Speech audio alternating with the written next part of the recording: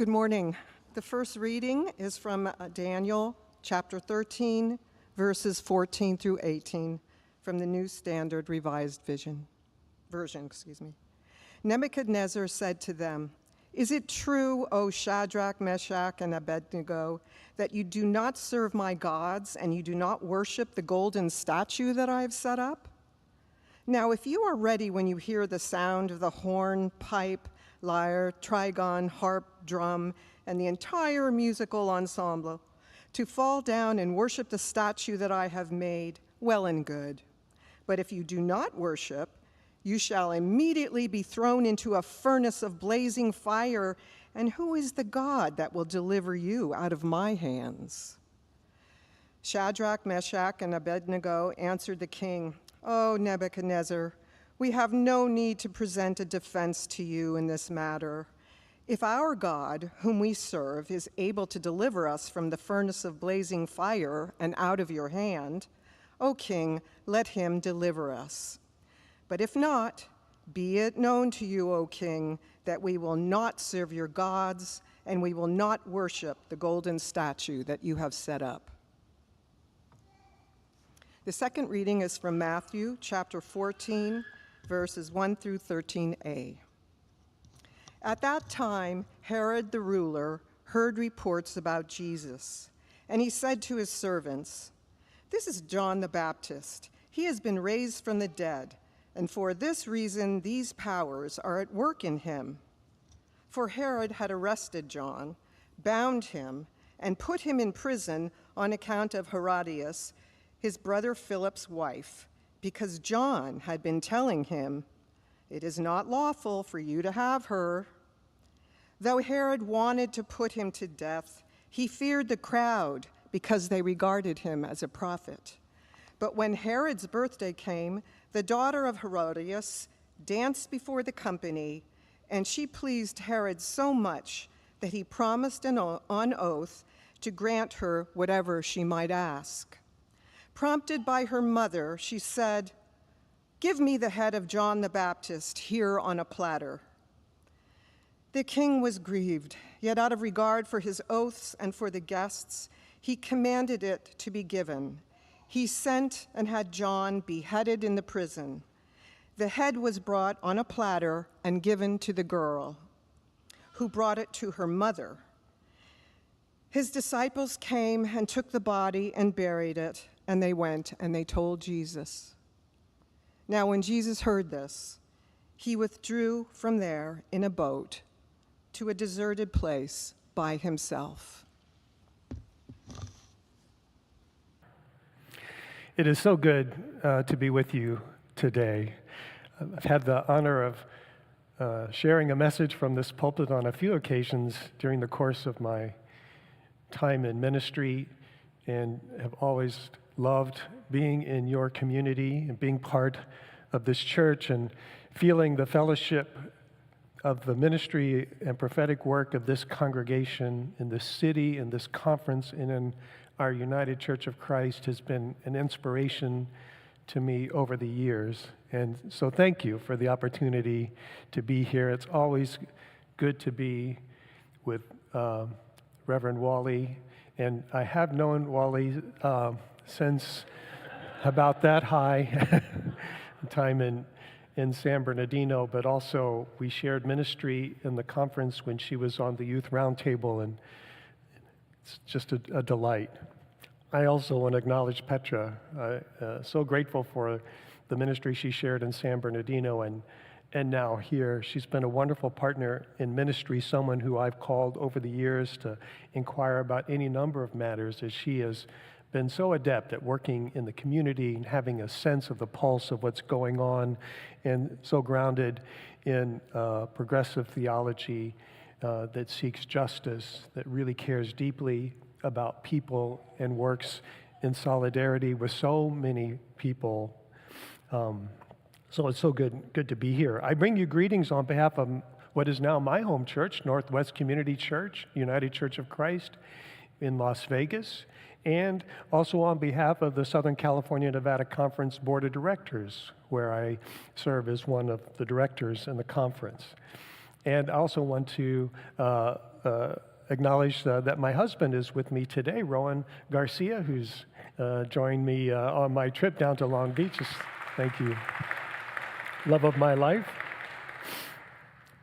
So as you may have read in your newsletter or bulletins, that this is the first sermon in a series. Now, usually you don't have a guest minister start your series off. That's something others people do, but I'm really honored to have the chance to do this on a theme that's very near and dear to my heart.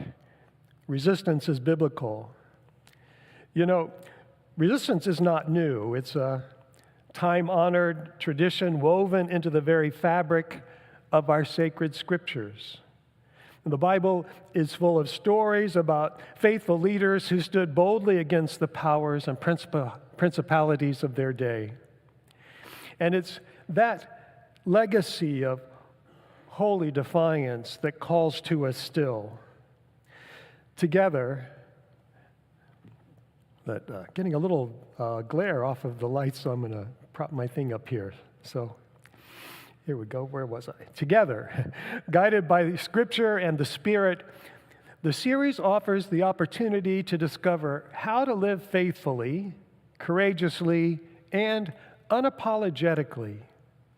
And so we begin with today's theme, truth-telling as resistance. Do you promise to tell the truth, the whole truth, and nothing but the truth? It's a familiar oath, right? Sworn in legal settings the world over. It establishes the foundational principle of truth-telling, which is woven into the fabric of societies the world over. Truthfulness. It establishes a foundation of trust in personal and professional relationships with friends, with family, with partners and co-workers. Consistently telling the truth demonstrates reliability and integrity, crucial for building credibility and fostering genuine connections with others. Honesty is deeply connected to moral and spiritual values. After all, it's one of the 10 Commandments. You shall not bear false witness. For example, or in other words, you could say, you shall be a truth teller. Truth-telling promotes transparency and accountability in individuals and in churches and government and in organizations. It ensures responsible actions and intentions. Few things are more unsettling or tear at the fabric of relationships and our sense of community more than when trust is betrayed. And we've all experienced that in our lives from time to time. Lies and deception have a significant negative impact. They erode trust, they weaken social cohesion, and they undermine institutions. The more dishonesty occurs, the harder it is for people to believe each other. And this weakens social bonds, and it makes it difficult to form cohesive communities. Public trust in institutions, like governments or corporations, unravel, which undermines public faith in our democratic processes, leading to cynicism, a lack of confidence in their effectiveness, and the proliferation of conspiracy theories. No one knows what to believe, so they become isolated in their ideological bubbles. We're inundated by scams and fraud that are relentlessly hurled at us from every conceivable platform of communication, our phones, social media, emails, snail mail, the internet, door-to-door sales, street vendors, political ads, and more. We are inundated by a culture of deception in which everything is suspected as false, fake news, alternative facts. And frankly, it's exhausting, isn't it? To be in this constant state of uncertainty, discerning what is real and true, or what is illusion and deception. In his book, Reality, Grieve, and Hope, 3 Urgent Prophetic Tasks, scholar, theologian, author Walter Brueggemann wrote, "The prophetic tasks of the church are to tell the truth in a society that lives in illusion, grieve in a society that practices denial, and hope in a society that lives in despair." For today's sermon, Liberating Truth in a Climate of Deception, I'm heavily indebted to the work and scholarship of the late Walter Brueggemann. He was my Old Testament professor at Eden Theological Seminary in St. Louis, and he later taught Old Testament at Columbia Theological Seminary in Decatur, Georgia. He passed just a few months ago in early June at the age of 92. And he was truly one of the most gifted scholars and theologians on the face of the planet, and a lifelong member of the United Church of Christ. He possessed an amazing ability to make the Bible text real and relevant for a life of faith and mission, and the mission of the church today. And much of today's message, I confess, comes from and is a tribute to his scholarship and reflections. So, let me take a few moments to briefly unpack those 3 prophetic tasks of the church: truth-telling, grieving, and expressing hope. Truth-telling. Brueggemann says that like ancient societies of the Bible, our society lives in a bubble of illusionary ideology. And by ideology, he means a passionate commitment to a particular view of social reality, one which is held to even when there is credible data that clearly indicates something different. Sound familiar? For us, that ideology is a kind of consumer capitalism that results in the kind of systemic greed that sets neighbor against neighbor in pursuit of the same goods. What happens is that social goods become privatized to the benefit of individual interest according to power and wealth, and the common good becomes largely neglected. That ideology gets voiced in endless propaganda and advertising, promoting a system of private enterprise and gratification at the expense of the common good. Brueggemann said the result is that social goods, for example, roads, schools, healthcare, internet access, and other things, are privatized to the benefit of individual interests according to power and wealth, and that the common good becomes neglected. That ideology gets voiced, and we've just lived through some of that with the tireless promotion of the so-called Big, Beautiful Bill. But in reality, the system doesn't work because it's based on fearful greed. If I don't get what I want, if I don't get it, someone else will, and I'll be left with nothing. So, I must do everything I can to protect what I have and grab for more. And this makes no one happy, including the wealthy. The more people learn about that bill, its cuts to programs that benefits those who are vulnerable and at the margins, the ways it place at risk health coverage for millions, the tax cuts it gives to the wealthiest among us, those who need it least, the more unhappy people are with it. So it's one example of the culture of deception that we are experiencing. And although that, what I call huge, ugly piece of legislation passed on a partisan vote, the culture of deception isn't a partisan thing. All parties are embedded in it, as are, sorry to say, all of us. To some degree or another, each of us is enmeshed in the system, not only through the media or social media, but because many of us receive some benefits from its privileges.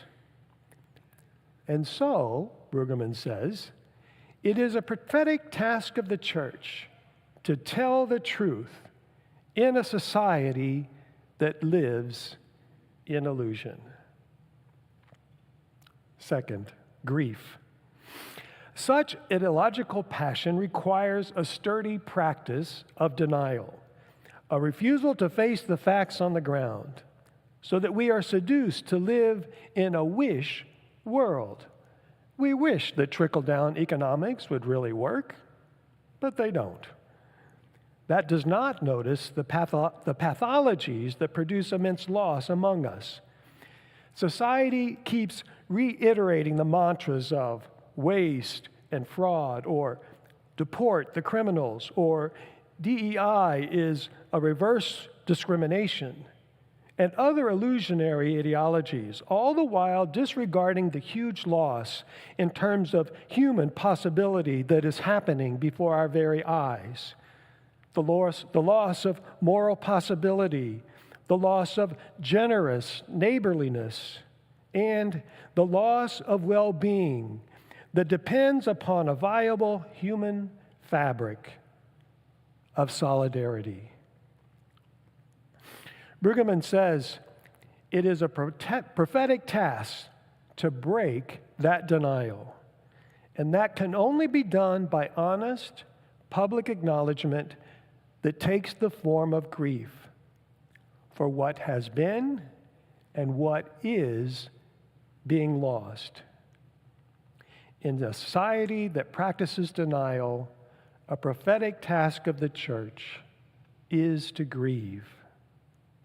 Okay. Third, hope. You ready for some hope? Me too. But hope does not emerge in a vacuum. It's a response to despair.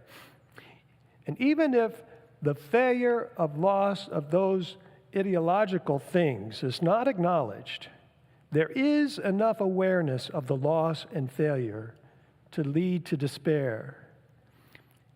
And is not our society in despair, feeling hopeless, and doubting that there are gifts still to be given that could bring hope?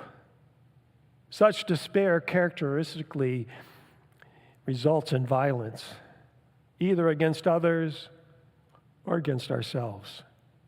In the context of such despair, it's important to notice the way the prophets speak to despair. And when they speak, it is to counter it by acts of vigorous hope. The prophets articulate what God has yet promised, on which the faithful rely. This hope is voiced, for example, by Martin Luther King Jr. in his mantra, "I have a dream." The dream he dreams is the promise of God. Such prophetic hope insists that the circumstances of social failure has not defeated God's capacity to generate new social possibilities. These circumstances evoke prophetic imagination, and imagination is a danger to the empire, which is why every totalitarian regime is frightened of the artist, the poet, the songwriter. In the biblical tradition, the prophet uses artistic expression, poetic expression, to keep alive the ministry of imagination, to keep on conjuring and proposing futures alternative to the single one the king wants to urge as the only thinkable one. Prophetic poetry disrupts the deception, exposes its flaws, and articulates a compelling vision of a more just and compassionate world. It is to articulate that it is, in fact, normal that greed should be curbed by an awareness that we live almost elementarily by gift, It is normal that every human person should have good housing. It is normal that every human person should have adequate health care. It is normal that those who work should receive a living wage and enjoy the fruit of their labor. It is normal that the wealth of the community should be deployed for the well-being of the neighborhood. It is normal that the truth should be told about the deployment of public monies, about the degradation of the environment, about the index of suffering caused by injustice and inequality.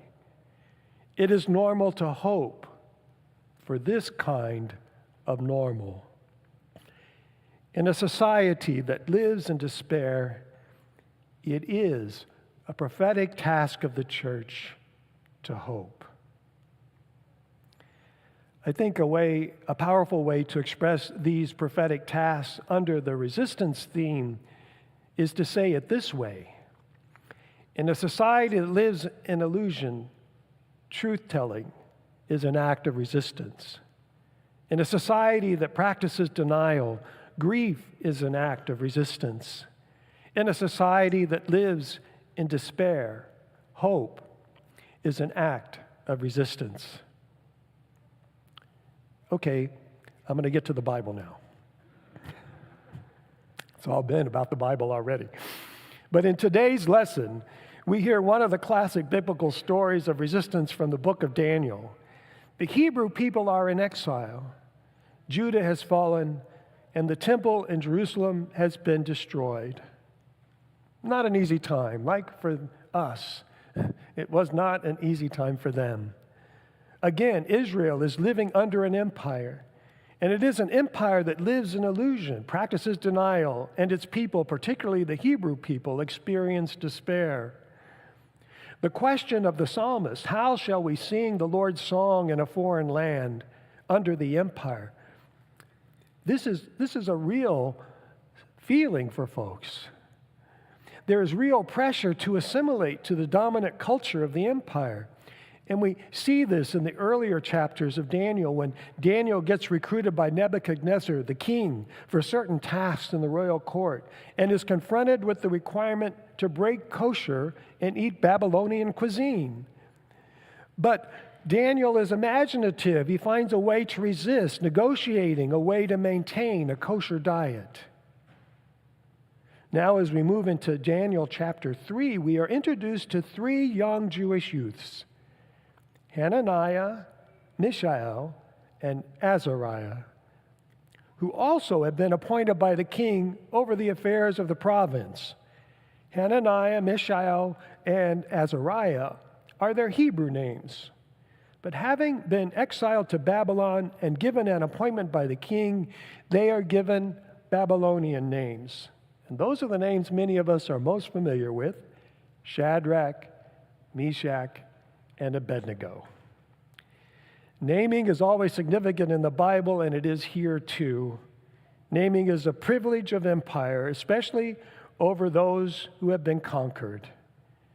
It is part of the pressure to encourage accommodation. The Gulf of America, for example. Now, in Daniel chapter 3, we find these three Hebrew youths. The king, Nebuchadnezzar, who has everything, also has anxiety about losing everything. So he wants a public demonstration of loyalty and has created a statue, presumably of himself, and has decreed that everyone must worship it. The penalty for not doing so is to be immediately thrown into a furnace of blazing fire. A grand civic ceremony has been created to dedicate the statue on Pennsylvania Avenue, and all satraps, prefects, governors, counselors, treasurers, justices, magistrates, and all the officials of the province have assembled. Everyone's there.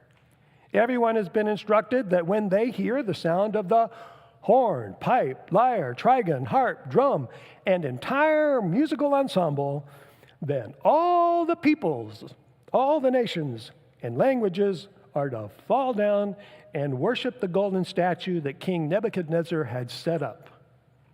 The sound goes up and the people worshiped.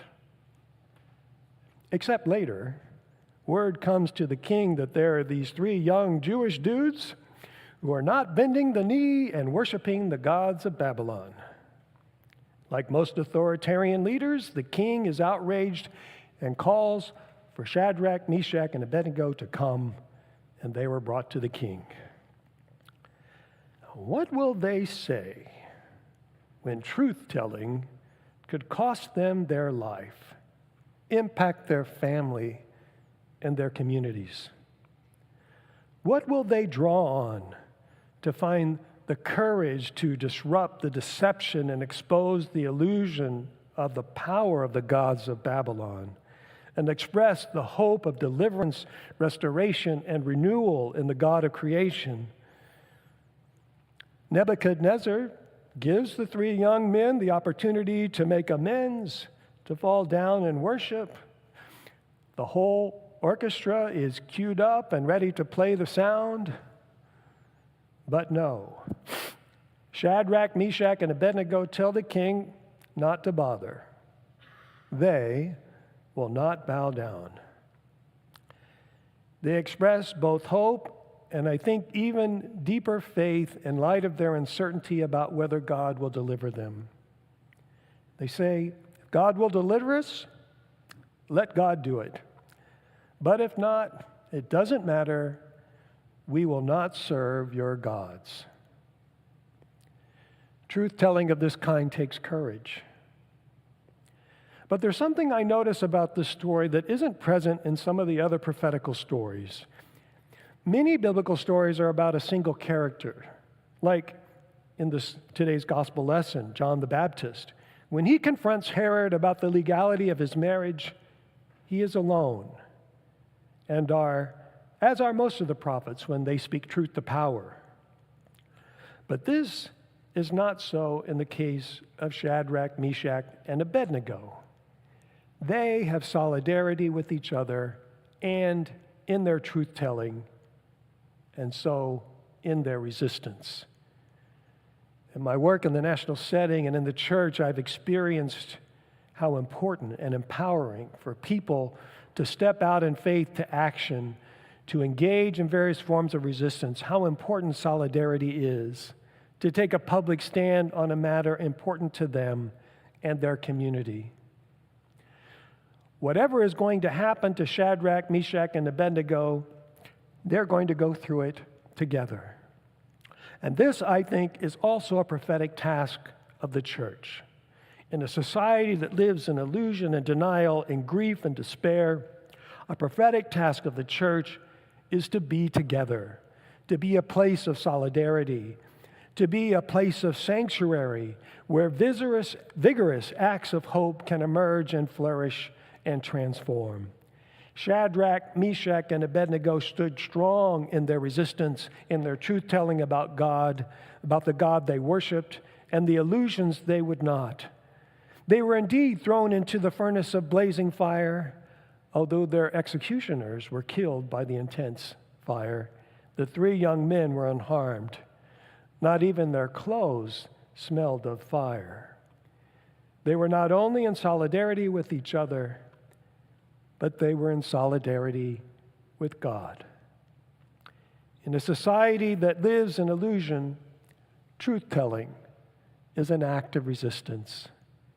In a society that practices denial, grief is an act of resistance. In a society that lives in despair, hope is an act of resistance. And in a society that lives in illusion, denial, and despair, solidarity is an act of resistance, a resource for truth-telling, and a foundation for hope. In our truth-telling, in our grief, and in our hope, may God grant us the courage and solidarity of Hananiah, Mishael, and Azariah, 3 youths who in faith dared to resist. Amen.